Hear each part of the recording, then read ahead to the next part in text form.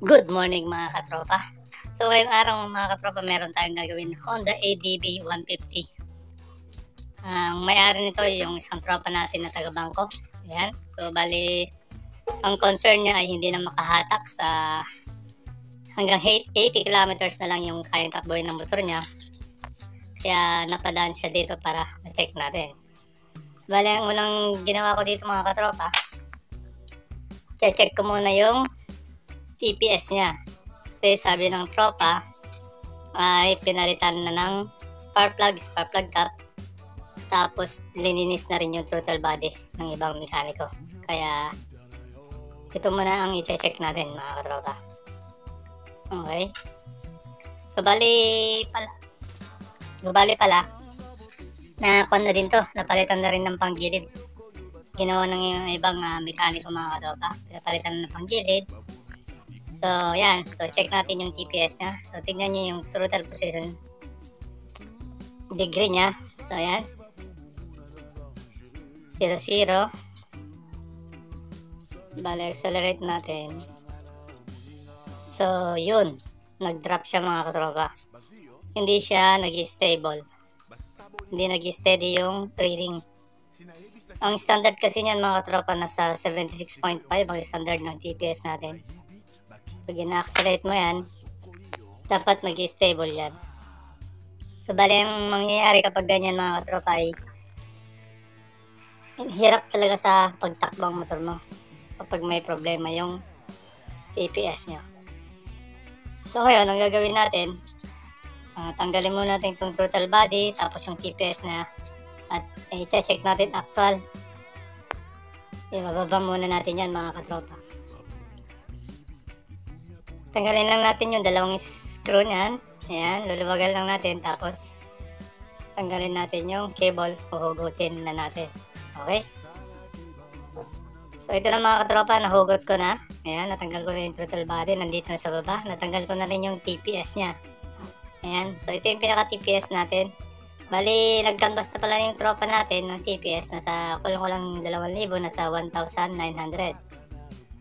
Kaya, sabi ng tropa, 2 to 3 months pa daw bago dumating yung pyesa. So, bali, ang gagawin natin ngayon, dahil napanood natin kay Doc Moto, gawan natin ng paraan itong Honda ADB. Lagyan natin ng coke and can. Ayan. Subukan natin kung hindi scam yung tutorial ni Doc Moto. Okay? So, ito, ipapakita ko sa inyo kung paano yung ginawa ko talaga. At kung ano yung nilagay ko. Kung ilan. So, ayan mga katropa, check muna natin. I-actual test muna natin. So, bali, yung throttle body, iniwalay ko, kinabit ko lang yung sensor, yung mark sensor na doon. Tapos, ito yung pinaka-TPS natin. Ayan. So, ang gagawin ko, check ko, titignan ko kung hindi siya magdadrop kung i-actual na ikot natin. So, gagamit muna tayo ng flat screw. Tapos, titignan natin yung TPS degree. Ayan. Titignan natin is kapag hindi siya nakakabit, maabot siya ng 85. Kasi hindi siya nakakabit dun sa may pinaka-throttle body mga katropa. Yan, so kung dinahandahan natin, naabot din yung nag-stable naman siya. May pag-asa tayo na magawa ng paraan. Hindi siya nagda-drop pa pag dinahandahan natin siya. Yan no, napapansin nyo mga katropa. So, ang gagawin natin dyan ay lagyan natin ng coke can. So, tignan natin kung hindi scam yung sinabi ni Doc Moto. So, ngayon, ipapakita ko sa inyo kung gaano kakapal yung nilagay ko. So, yan, tatanggalin na natin ito. Tanggalin muna natin throttle body at lalagyan natin ng coke can. Tapos itong TPS. Okay, so nandito na yung coke can. Guguntingin lang natin yan mga katropa. At back muna natin to. Balikan natin mamaya. So, ayan mga tropa, lagyan na natin ng coke and can.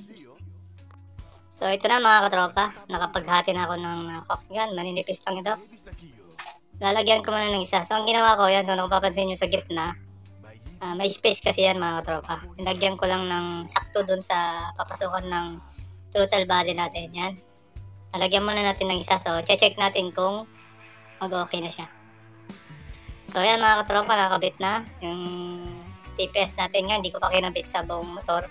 Para actual test muna tayo. Kung hindi pa ubra, magdadagdag pa tayo ng ayan. So, throttle ko mga katropa, hindi pala nakakabit yung cable niya. Hindi pa nakakabit yung cable. So, ito yung natin. Pipihitin natin para gumana. Okay? So, pihitin natin dahan-dahan. So, tignan natin yung throttle position niya. So, pagmasdan yung mga katropa. So, 21. Kung magdadrop siya, bumabalik. So, ulitin natin. Throttle lang natin sa actual. Di siya nagsa-70, nagdadrop agad sa 70, tapos drop agad. So, ayan mga katropa. Nagdadrop siya, hindi siya nag-steady mga katropa. Ayan o. Dapat kasi yan ay mag-steady. Ayan. Para maganda yung takbo ng motor natin. Ayan. So, ang gagawin natin, ipababa natin ulit yung TPS niya. So, ayan mga katropa, di ko na pinakita yung video kung paano ko dinagdagan. Dinagdagan ko pa ng isa. Pinakapal ko pa mga katropa ng Coke and Can. So, ngayon, i-check natin siya ulit. Okay? So, ikutin natin yung TPS niya. Pagmasa ng TPS niya mga katropa, pinapalan ko siya konti. So, titignan natin kung ubra na siya. So, ayan. Full throttle na yun mga katropa na 74. Di na siya nagdadrop. Yan o. So, tikutin natin. Full throttle natin ulit. Yan. So, 75. So, bali, ginawa lang to ng paraan. Bali, dapat ang standard ng mga katropa pag bago yung TPS is 76.5. So, full throttle. Ayan. Di na siya nagdadrop. 75. Yung mga katropa. Di na siya bumabagsak. Ayan o. Ayan. So, ngayon, ibabalik na natin siya. Babalik na natin yung total body. And then, i-check natin mamaya kung may pinagbago. Ayan. So, ayan mga katropa. At nakakabit na yung mga box niya. Yung box niya, kabit ko na lahat yan. Pati mga battery. Ngayon, i-test natin ulit. Kung hindi nagbago pagkabalik natin. I-actual natin sa throttle kung hindi na nagdadrop. Okay. So ito yung TPS position niya, yung degree niya, throttle position. So ito yung accelerator. So accelerate natin. So pagmasdan ng throttle position sensor degree, yan 75. Okay, hindi na siya nagda-drop. Accelerate ko ulit, yan, 75.5 pa nga. Pero yung standard niya, 76.5, hindi na naabot.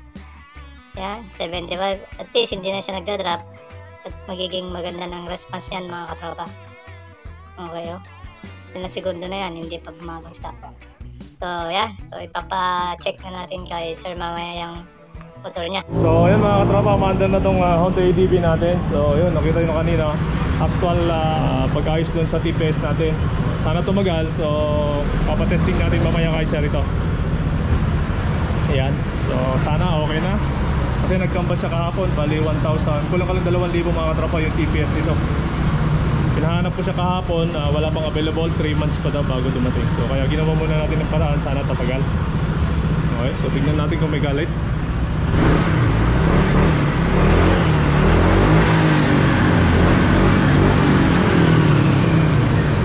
Test drive natin siya mamaya sa kanya. Tapos tignan natin kung ano yung sasabihin niya. Ayan, so ayan si Sir Jeff mga katropa.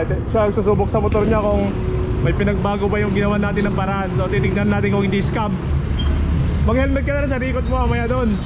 So ikot niya muna doon, U-turn. Tapos tignan natin pagbalik. Okay, so wait natin. Pero dito pa lang sir, makikita mo na agad. Oo, sige. Unang rangkada, tignan natin kung may pinagbago.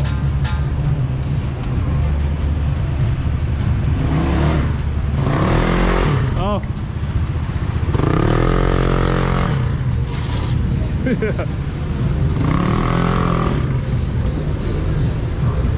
So check natin mamaya, titignan natin. Ano, may... Ha? Okay na. Okay na ba? Di ba natatakbo? Wala kasing response, no? Bakit na umaga wala? Wala talaga? Wala. Try mo nga doon. Try natin doon. Lakas nga ng response. So yun, okay na daw. Pero papasubok ko muna hanggang doon. Ikot ka muna. Oh sir, approve? Tambal natin ah. Parang bago ulit. Parang bago no. Subukan ko kanina dito eh, yung kanya sir. Parang bago yung kanya eh. Parang bago ulit. Ha?